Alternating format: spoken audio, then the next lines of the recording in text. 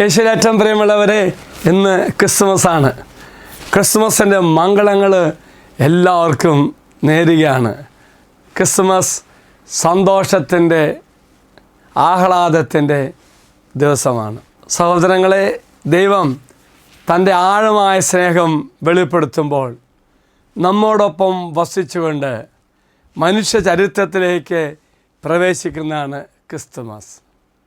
ലോക ചരിത്രത്തേക്ക് പ്രവേശിച്ച് മനുഷ്യനായി തീർന്ന് നമ്മോടൊപ്പം വസിച്ചുകൊണ്ട് ദൈവം തൻ്റെ ആഴമായ സ്നേഹം പ്രകടിപ്പിക്കുന്നു.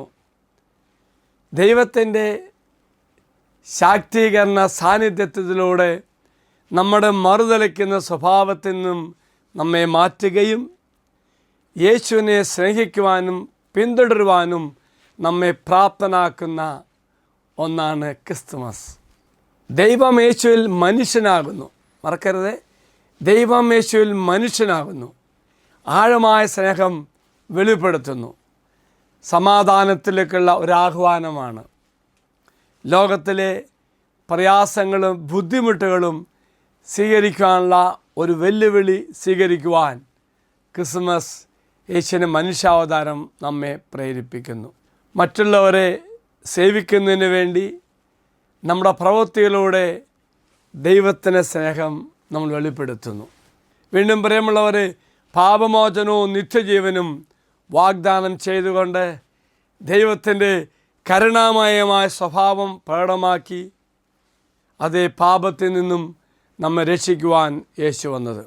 കാലിത്തൊഴുത്തിൽ എളിയ ഒരു ശിശുവായി യേശു ജനിച്ചത് നമ്മെ പലതും ഉപേക്ഷിച്ച് മറ്റുള്ളവർക്ക് ആശ്വാസമായി മാറുവാനും നമ്മെ തന്നെ വിശുദ്ധീകരിക്കുവാൻ വേണ്ടിയാണ് യേശു ബേത്ലഹേമിൽ ജനിച്ചത്. ലൗകിക കാര്യങ്ങളിലല്ല, മറിച്ച് രക്ഷകനെ മാനുഷികമായും എളിമയുള്ളതുമായ അവൻ്റെ വരവിൽ നാം രക്ഷ കണ്ടെത്തുന്നു. യേശു പ്രത്യാശയും നമ്മുടെ ജീവിത പോരാട്ടങ്ങളെക്കുറിച്ച് നമുക്കൊരു പുതിയ കാഴ്ചപ്പാടും ഈശോയുടെ ജനനം നമുക്ക് തരുന്നു. ഒരിക്കൽ കൂടി ക്രിസ്മസിൻ്റെ എല്ലാ മംഗളങ്ങളും നേരുന്നു. ദൈവം നിങ്ങളെ അനുഗ്രഹിക്കട്ടെ. നമ്മുടെ കർത്താവായ ശംശിഹാ കൃപയും പിതാവായ ദൈവത്തിൻ്റെ സ്നേഹവും പരിശുദ്ധാത്മാവിൻ്റെ സഹവാസവും നാം എല്ലാവരോടും കൂടെ ഉണ്ടായിരിക്കട്ടെ, ഇപ്പോഴും എപ്പോഴും എന്നേക്കും. ആമേൻ.